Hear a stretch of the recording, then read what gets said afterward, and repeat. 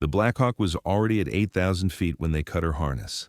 No warning, no explanation, just the crew chief's knife slicing through the straps that kept Staff Sergeant Nora King secured to the helicopter floor. She had exactly 3 seconds to understand what was happening before 2 sets of hands shoved her out the door into the Afghan night. No parachute, no rope, no chance. At least, that's what the 5 Delta Force operators watching from the cabin thought. They were about to learn why the 75th Ranger Regiment had kept Nora King's file classified for 7 years. But before I tell you how she survived what nobody survives, drop a comment telling us where you're watching from and hit that subscribe button. Because what happened next rewrote everything they thought they knew about the limits of human survival. The morning had started with deceptive calm at Forward Operating Base Chapman. The Hindu Kush Mountains rose like broken teeth against a sky so clear it hurt to look at. Staff Sergeant Nora King sat apart from the others in the briefing room, cleaning her already spotless rifle with mechanical precision.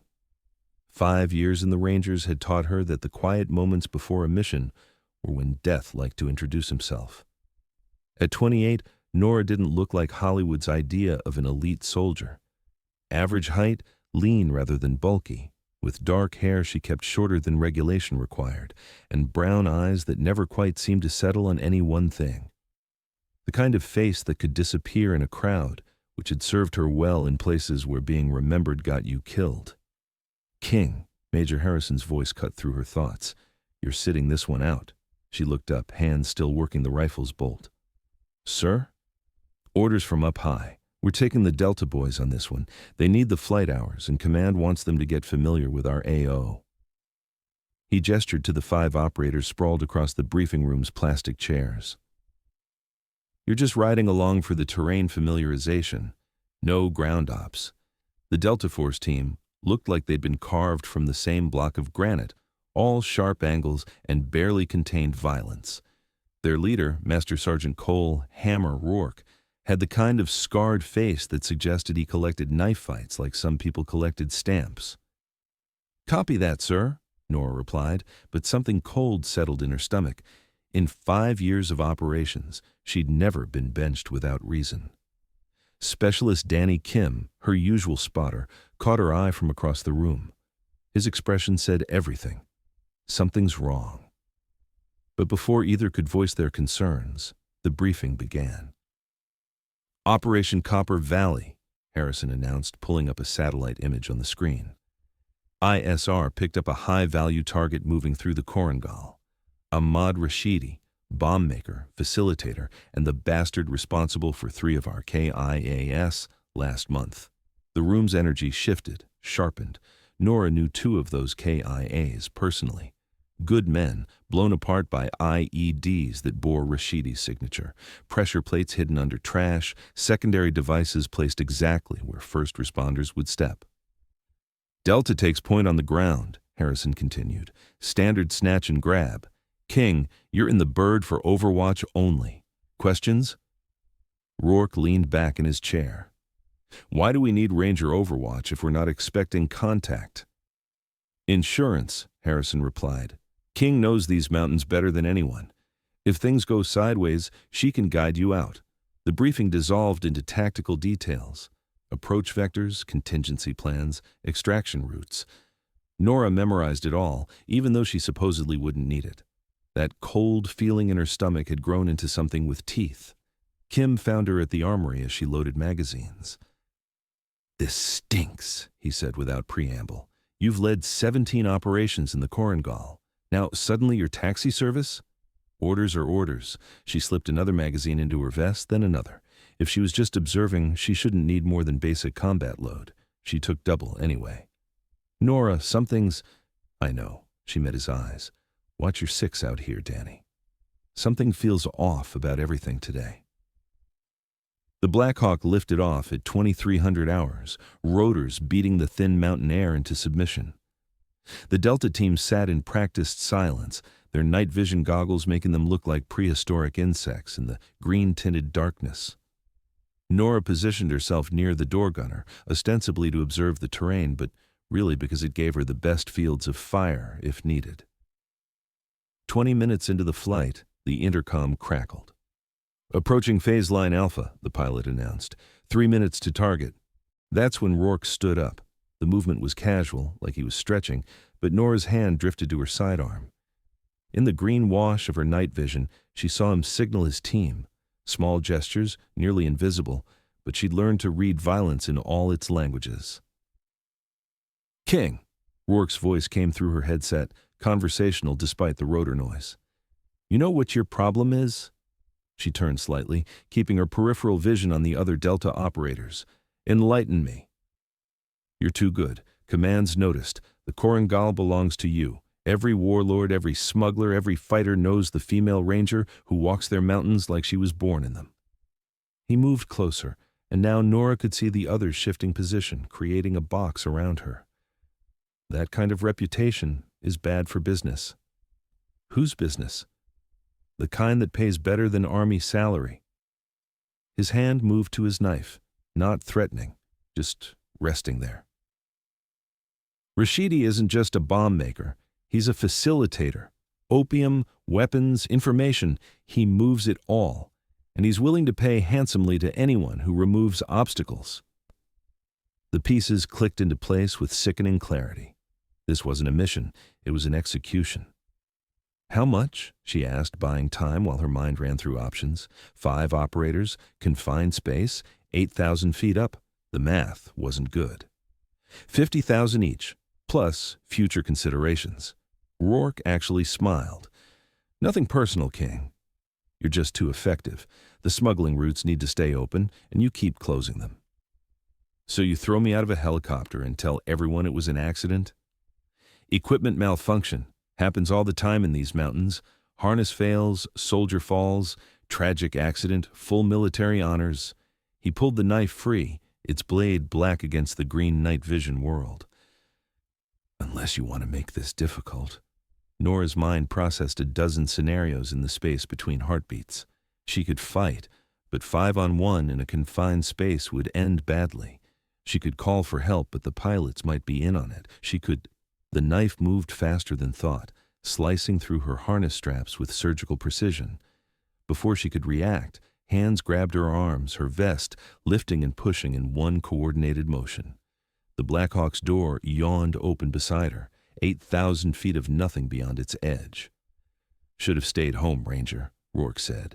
Then they threw her out. The night swallowed her whole. Free fall at terminal velocity is approximately 120 miles per hour.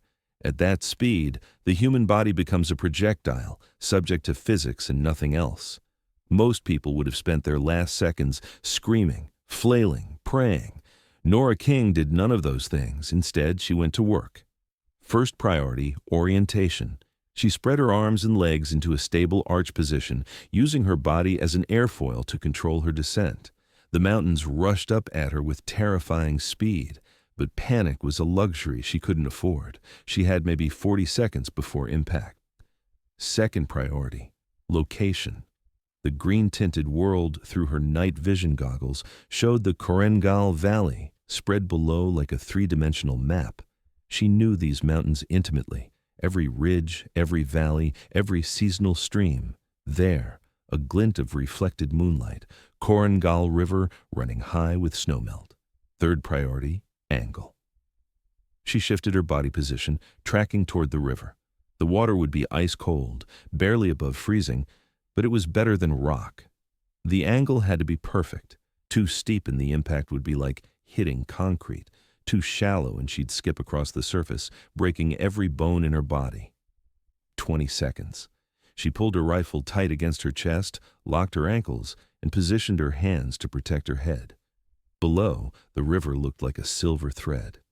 At this speed, it might as well be. 10 seconds. Nora had a sudden vivid memory of Ranger School, the combat water survival course. The instructor, a grizzled veteran named Martinez, demonstrating high-altitude water entry. The body can survive incredible impacts if you know how to distribute the force. It's not about being tough, it's about being smart. Physics doesn't care about your feelings. 5 seconds. She rotated her body, going from horizontal to nearly vertical, feet first, but angled forward at 45 degrees. Toes pointed, muscles tensed but not rigid. The key was to penetrate the surface and let the water gradually slow her descent, not hit it like a wall. 2 seconds. Time dilated. The river filled her vision, no longer a thread but a rushing torrent of snowmelt and stone.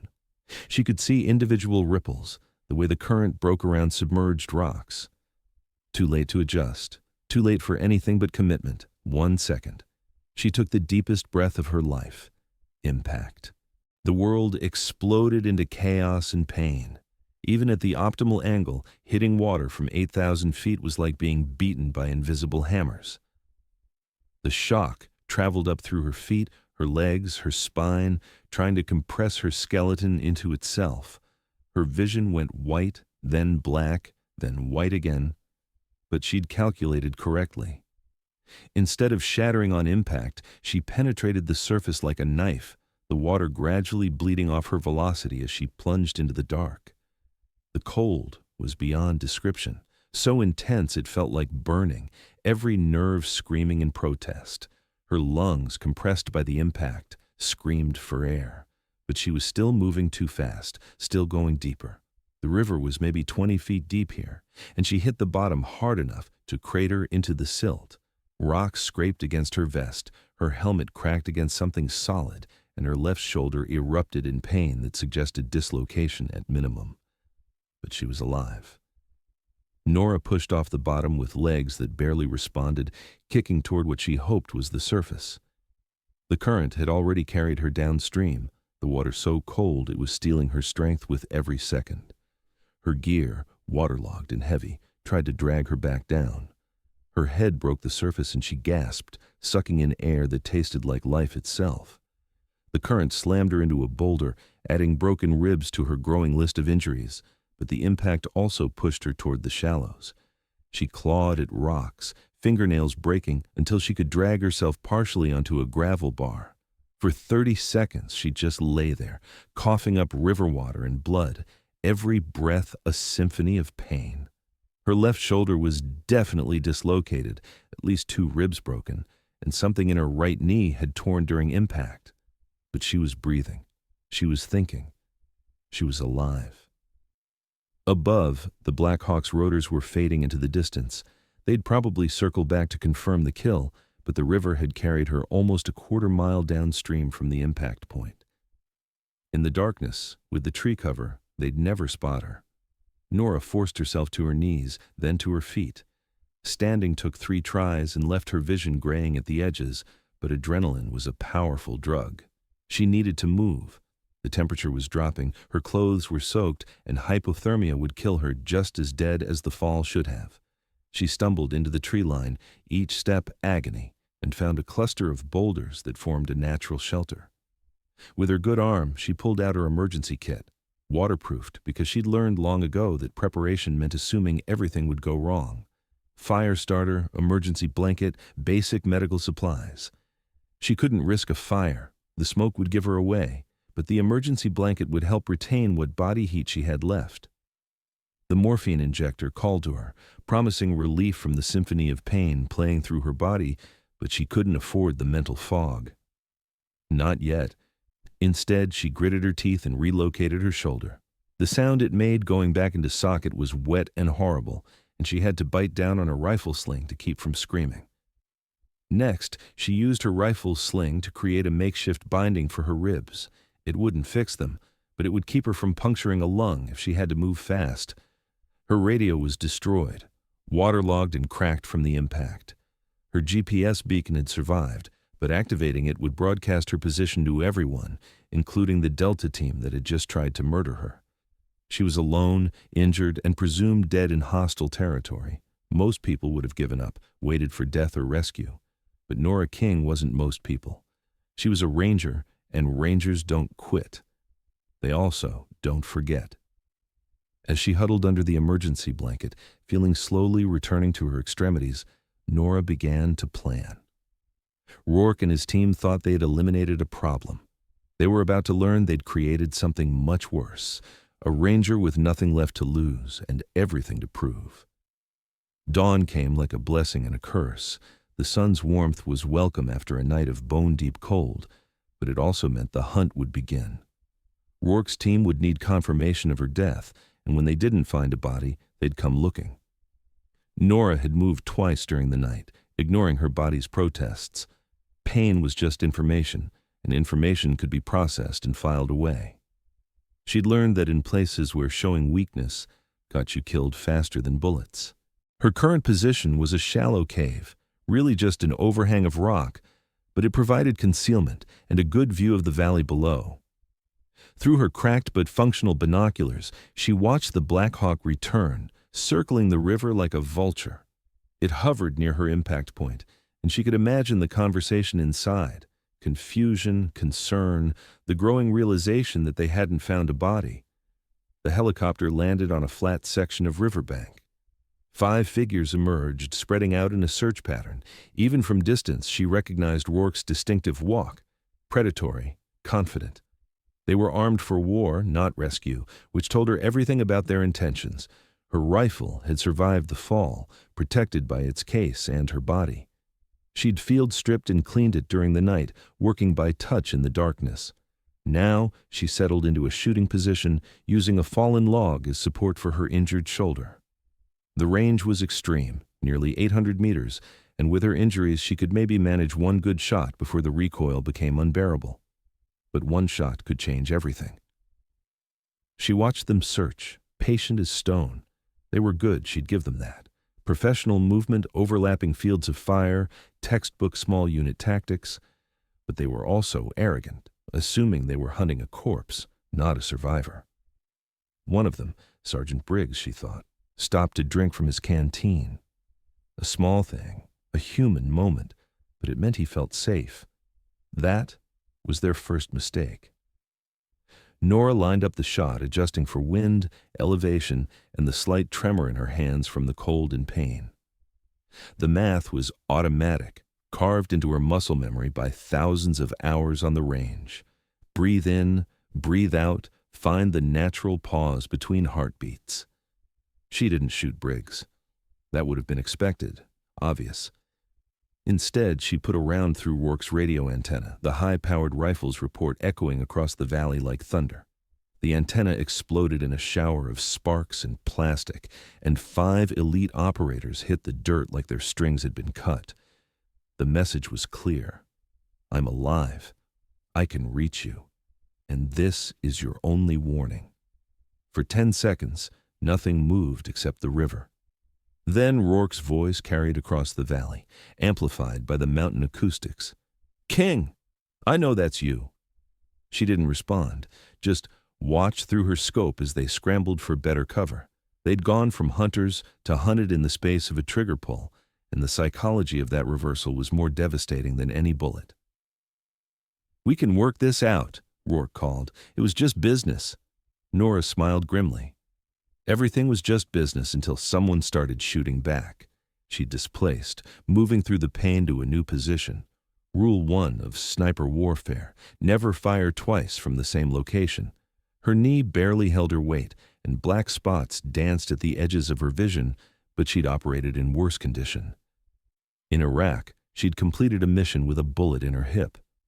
In Afghanistan's Paktika province, she'd walked 12 miles with a broken fibula. Pain was temporary. Death was permanent. The Delta team was moving now, trying to flank her suspected position. Good tactics, but they were making another assumption, that she was trying to escape. They didn't understand that she wasn't running. She was hunting. Nora had spent 5 years learning every trail, every cave, every hidden path in these mountains. The locals called her the Ghost Walker, the American woman who appeared and disappeared like morning mist. Those same trails that smugglers used to move opium, she now used to move herself, staying ahead of the Delta team's pursuit, but always visible enough to keep them following. She led them deeper into the valley, away from their helicopter, away from support. The pilot would be getting nervous, checking his fuel, wondering why his passengers hadn't returned. Every minute that passed was a minute closer to someone raising an alarm. At a narrow section of trail, she had left a surprise. Not an explosive, nothing that obvious, but a simple deadfall trap, the kind local hunters used. When Sergeant Cooper, bringing up the rear, hit the trigger, a log swung down from above. He dodged it, barely, but the movement sent him stumbling off the trail and down a steep slope. Not fatal, but his ankle snapped audibly when he hit the bottom. Now they were down to 4, and they had to carry their wounded. The math was getting worse for them with every passing hour. "King," Rourke's voice had lost its confident edge, "this doesn't end well for you. Even if you make it back, who's going to believe you? 5 decorated Delta operators against 1 Ranger with PTSD. You know how this plays out." He was right, of course. Her word against theirs, assuming any of them survived to give testimony. But Nora wasn't planning on a he said, she said resolution. She had something better in mind. Night fell again, and with it came the cold that turned breath into vapor and made fingers clumsy on triggers. The Delta team had made camp in a defensible position, good high ground, clear fields of fire, rock formations for cover, professional to the end. But they'd made one crucial error. They'd camped near water, a small stream that ran down from the higher elevations. Water meant noise, which covered movement, and it also meant predictable approach routes for anyone needing to drink. Nora waited until 0300, the dead time when even alert guards fought to keep their eyes open. She'd spent the day gathering what she needed, not weapons, but information. A salvaged radio from an old Taliban cache, damaged but functional enough to receive. Batteries from the same cache, and most importantly, a small digital recorder she always carried, the one that had survived the fall in its waterproof case. She couldn't transmit on the damaged radio, but she could listen, and what she heard confirmed her suspicions. Rourke's team was using an encrypted frequency, but encryption didn't matter when she could hear their side of the conversation. "Package is still active," Rourke was saying. "Request immediate extraction and QRF support." "Yes, sir, I understand the complications." "No, sir, we can't confirm elimination." "Copy, sanitize, and extract." Sanitize. Military speak for leaving no evidence, no witnesses. They weren't just going to kill her now. They were going to erase any trace that she'd ever been here. But Nora had one advantage they didn't know about. 3 nights ago, she'd cached supplies in these mountains, standard procedure for long-range reconnaissance, extra ammunition, medical supplies, and most importantly, a satellite phone with a fully charged battery. The cache was 2 kilometers away, past the Delta team's position. To reach it, she'd have to go through them, not around. Most people would have called that impossible. Nora called it Tuesday. She moved like water, like shadow, like the ghost the locals believed her to be. Every step calculated, every breath controlled. Her injuries screamed with each movement, but pain was just the body's opinion, and she didn't have to listen. The Delta team had set 2 guards, Briggs on the north side, Matthews on the south. Good positioning, overlapping fields of observation. But they were watching for someone trying to escape, not someone trying to infiltrate. Nora belly-crawled through their perimeter, so slow that motion sensors wouldn't register her movement, so quiet that even the mountain mice didn't flee. It took her an hour to cover 50 meters, but patience was a sniper's first virtue. She passed close enough to Briggs to hear his breathing, see the vapor from his exhales in the cold air. Her hand found a rock, perfectly sized, and she threw it into the darkness behind him. The sound was small but distinct, and his head snapped around, rifle tracking toward the noise. In that moment of distraction, she moved past him, flowing into the camp itself. Rourke and the others were sleeping, trusting their guards. She could have killed them all, slit throats, quick and quiet, but death would be too easy, too clean. She wanted them to face justice, to have their betrayal exposed. Instead, she found what she was looking for. Rourke's satellite phone, charging from a portable battery pack. She couldn't take it, they'd notice immediately, but she could use it. Her fingers flew across the keypad, sending a coded message to the one person she trusted absolutely. Kim would get the message when he woke. Coordinates, situation, request for backup. More importantly, he'd know to check the emergency cache where she was about to leave the digital recording of Rourke's conversations. Mission complete, She began her exfiltration, but as she moved past Rourke's sleeping form, his eyes opened.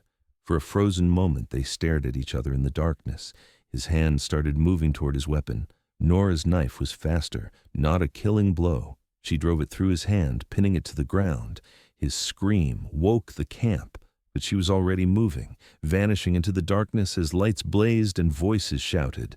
"Find her!" Rourke roared, pulling the knife free with a sound that was part pain, part rage. "Find her now!" But finding a ghost in mountains that belonged to her was like catching smoke with bare hands. Nora reached her cache as dawn painted the peaks orange and gold. The satellite phone connected on the first try. "Danny," she said when Kim answered, his voice thick with sleep that instantly vanished when he heard hers. "I need you to listen very carefully. Record this call." She told him everything. The setup, the attempted murder, the confession she'd recorded. As she spoke, she could hear helicopters in the distance, multiple birds coming fast, either rescue or execution, depending on who arrived first. "Nora, stay put," Kim said. "Harrison's scrambling everyone. We're coming for you." "Negative. I'm finishing this." She pulled out her emergency flare gun, loaded a round. "Just make sure the recording gets to CID. Whatever happens next, I want the truth on record." The helicopters were closer now. She could see them, 2 Black Hawks and an Apache escort. But whose helicopters? She'd find out soon enough. Nora fired the flare straight up, a bright red star that hung in the morning sky like a challenge. "Here I am. Come and get me." The first Black Hawk banked sharply toward her position. Through her binoculars she could see the door gunner, weapon trained on her location. But behind him, she saw something that made her smile. Kim's face, and beside him, Major Harrison, looking like he wanted to kill someone. The second Black Hawk was heading for Rourke's position. She could imagine the conversation happening over the radio. Accusations, denials, demands for proof. But the proof was already uploaded to secure servers, Kim having worked his technical magic from the helicopter. The Apache circled overhead, a predator waiting to see which prey to strike. In the end, it would come down to evidence, testimony, and the kind of political maneuvering that happened far above her pay grade. But as the first Black Hawk settled onto the ridgeline and Kim jumped out, running toward her position, Nora knew she had already won the only victory that mattered. She'd survived. Against impossible odds, against betrayal and gravity and the cold mathematics of terminal velocity, she'd survived.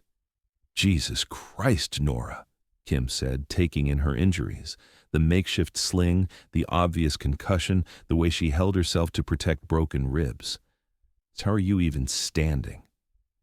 "Rangers don't quit," she said simply. "We also don't die easy." Behind them, she could hear shouting from Rourke's position, the sounds of an arrest being made. The Delta team would face court-martial, conspiracy charges, attempted murder. Their careers were over, their reputations destroyed. But as the medics approached with a stretcher, Nora waved them off. "I'll walk," she said, even though each step sent lightning through her body. "I jumped out of a helicopter at 8,000 feet. I can make it to the bird." Harrison fell into step beside her, his expression unreadable. "King, what you did, surviving that fall, it's impossible." "No, sir," she replied, wincing as her knee tried to buckle. "It's just highly improbable. There's a difference." "The physics alone. Physics is just math, sir, and I've always been good at math." She paused at the helicopter's door, looking back at the mountains that had almost become her grave. "Besides, Rangers don't need parachutes. We just need the will to survive and the knowledge of how to fall." As the Black Hawk lifted off, carrying her toward medical treatment and the inevitable investigation, Nora allowed herself one moment of satisfaction. Rourke and his team had thrown her from a helicopter, expecting her to die screaming in the dark. Instead, she'd turned their murder attempt into their confession, their trap into their prison. The recorder in her pocket contained everything: their admission of guilt, their connection to the smuggling networks, their willingness to kill a fellow American soldier for money. Combined with the physical evidence and Kim's technical surveillance, it would be more than enough for conviction. 3 weeks later, Nora stood in the same briefing room where it had all started. Her shoulder was still healing, her ribs still tender, but she was back in uniform. The investigation had been thorough, the evidence overwhelming. Rourke and his team were facing life in military prison. Staff Sergeant King, General Morrison, commander of JSOC, addressed her from the podium. What you survived defies explanation. The fall alone should have killed you. The injuries should have incapacitated you. The pursuit should have ended you. Yet, here you stand. Rangers lead the way, sir, she replied, the motto carrying new weight after everything. Indeed they do. He held up a folder. Which is why I'm offering you a choice. Full medical retirement with honors or a new assignment. There's a unit that could use someone with your particular combination of skills and sheer refusal to die. What kind of unit, sir? Morrison smiled. I had a feeling you'd say that. Report to Fort Bragg, Building 9. Someone will meet you there.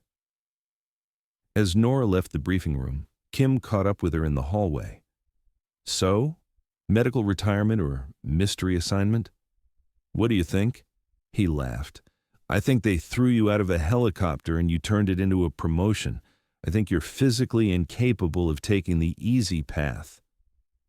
The easy path is boring, Nora replied, then winced as her ribs reminded her that the hard path had costs. Besides, someone needs to keep proving that Rangers don't need parachutes. That's not actually true, you know. The fall could have killed you. Should have killed you. Nora stopped walking, turned to face him. Danny, they threw me out of a helicopter at 8,000 feet because I was too good at my job. They betrayed everything we stand for out of greed. The fall didn't kill me because I refused to let their betrayal be the end of my story. She continued down the hallway, each step still painful, but getting stronger. Rangers don't quit, Danny. We don't quit when we're tired. We don't quit when we're hurt. And we sure as hell don't quit when someone throws us out of a helicopter. So what do?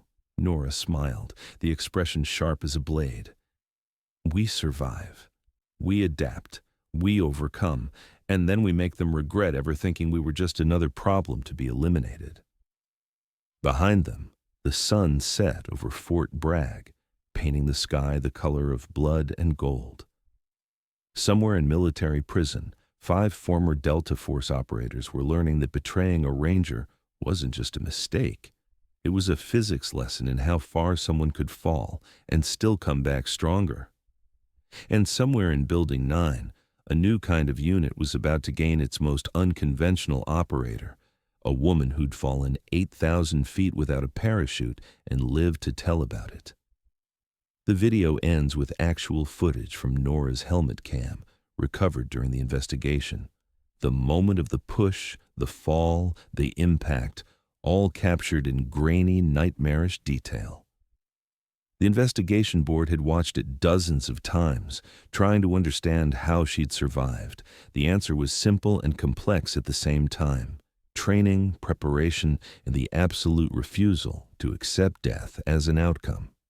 She'd calculated angles in free fall, used her body as an airfoil, found the one possible survival solution in 1,000 fatal alternatives. But more than that, she'd proven something that every Ranger knows but few truly test, that the human will, properly focused and trained, can overcome impossible odds. That sometimes the difference between death and survival isn't equipment or luck, but the simple refusal to stop fighting.